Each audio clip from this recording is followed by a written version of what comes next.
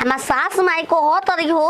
कि आवत तो नमा जीजा हमार से आजकल बोलती होते नहीं ग आज इतना बढ़िया से केरा दम खियाई में कुछ कोई लागना बढ़िया से लगल लगल के छाना बाज पकौड़ी केरा के हैं ठेला पर से किन के लियानी 40 में दर्जन छीना कहीं के पूरा इने में दले बानी मर चाहे एगो छील देले बानी हो बड़ा बढ़िया लागता देखही में बनौले बानी खाल जीजा केरा के पकौड़ी बनौले बानी खाल जीजा केरा के पकौड़ी पूरा बड़े बड़े यूनिक बा ऐसा के बना के देल हो अपन जीजा के हमरा तो 77 छाली बिया ना हमरा संग गोरो इतना सुंदर तो हम बनाइयो देतई छतर तू हने निकलूर बा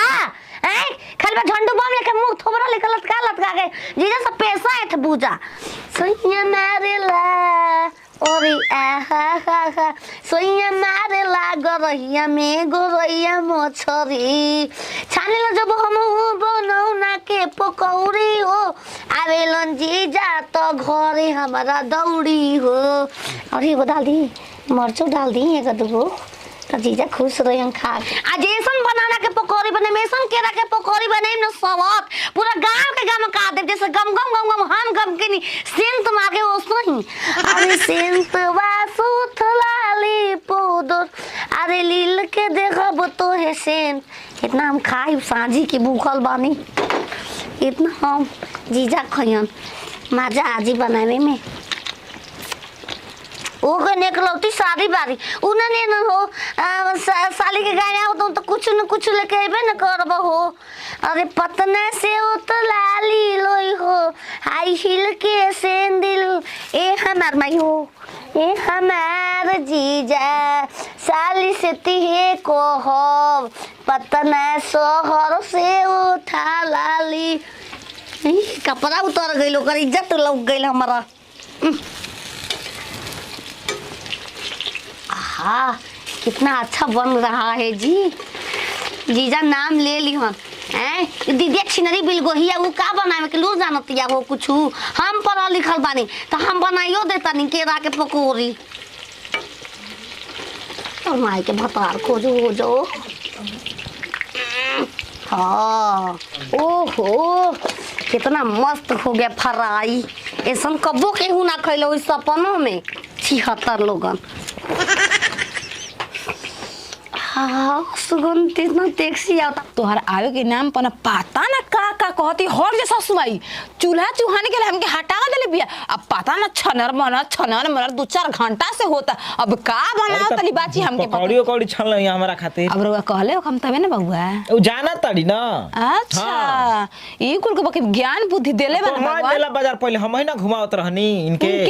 तब का मेला बाजार में मार झगड़ा ना होत रहे लेके जात रहला कबो ना आज तक कबो भइल है बताओ हम जीजा कितना दिन पहले बड़ा बरिस पाए ना तो बतबा मुंह ना धो पैनी है तोक देला हमन कि तू घसले बालू पिसान रानी मंगदौनी हमके चिनलहु ना होई हन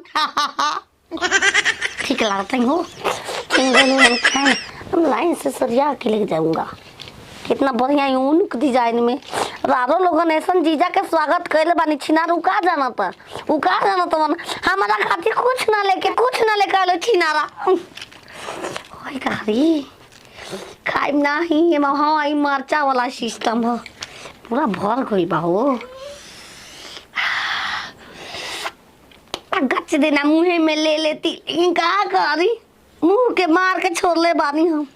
आइम तो बनाऊंगा फिर खाऊंगा पहले जीजा के दे दी एक फ्राई जीजा खा एक फ्राई देख ला जा साथ लोगन देख ला जा पूरा गांव देख लो रारो लोगन ऐसा बनेला हो बुझाओ साथ आलू चाप बना देबू बैगन चाप बना देबू टमाटर चाप बना देबू छिनार चाप बना देबू छिनार अवेलेबल होई घर सबका घरे केरा होई लेकिन बनाई ना केहू हमर लूर होई केहू के लूर बा ए बच्चा अब दुख अपन कितना गाय जितने गाय में बिहान हो जाए देखिए अब दुख गावला से कोनो फायदा नहीं खेरऊ 8 लाख किन ले बानी अब ये कोनो कहा नाम हटे यही नाश्ता पानी करत नहीं भैंस के पानी अब ना देखी अभी रही 4 दिन बोले बतियावे के टाइम बा सास ये का साली पकौड़ी बनौले भाव जरता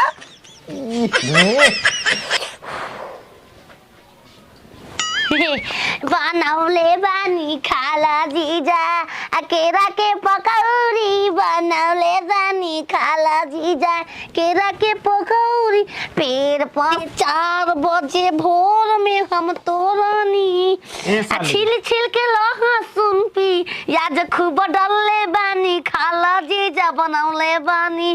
केरा के पकौड़ी तू खाला जीजा बनौले बानी। कौनो कमी नहीं खे बनावे में। हाँ। बाकी तारा ई बुद्धि नहीं खे कि एके छील के बनावे के चाहिए।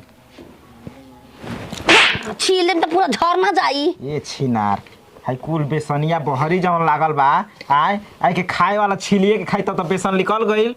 फिर फायदा का केरा खा कि ओकरा से बढ़िया यही तरह हम खा लेती।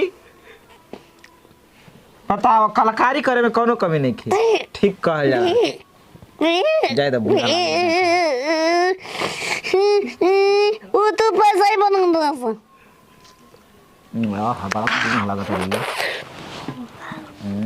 मलाई लेखा मन करता चाटत रही चाटा चाटा ए मन खाए के मन करता खा लो साली का खा जा मीठा लागता जरगल मतलब मुंह ए हरामजादी देखिए सवेरे से है छनर मरर होत रहल चाची हमारा साली के कुछ मत बोली हमारी ये फेवरेट चीज है। केरा के पकौड़ा बनेला हाँ। तो छील के बनेले रहते उ का ना ना ना छील देला मैं काम का बड़ा जिया तुम का भाई केरा संग मरचा काट कर हम आज पहला बार कहां से देख के बनैलिया रे सुंदरिया। अरे लाले बानी छिला जो केरा को ये मैया भाई सब देखो जी ए 50 रुपए दर्जन केला लिया के मीठा लागता आई मीठा बा खा अरे खा खा ए मजरता मुंह हम चाटूंगा सुना सबक से बचावा हमारा तो जान चल जाई अभी जवानीए में। सुना बड़ा नीक लगता चाची 2.5 किलो गोभी हमारा पापा निक कहलन निक बना 2.5 किलो हाँ बड़ मुका जे खा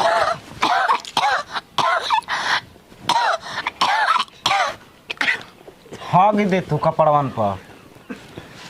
खिंचवाई भी नहीं से निकलवा के खिंचवाई तब जनी है हरामजादी। सजनी कि 4 दिन रह कहाँ हम रह 4 मिनट में 4 करम कर देलू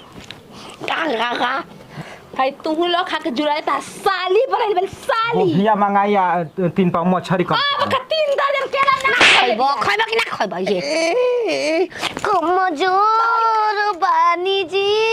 बोलो जोर ना करी हमला तखोर बानिए साली छोड़ के जइबे ना करब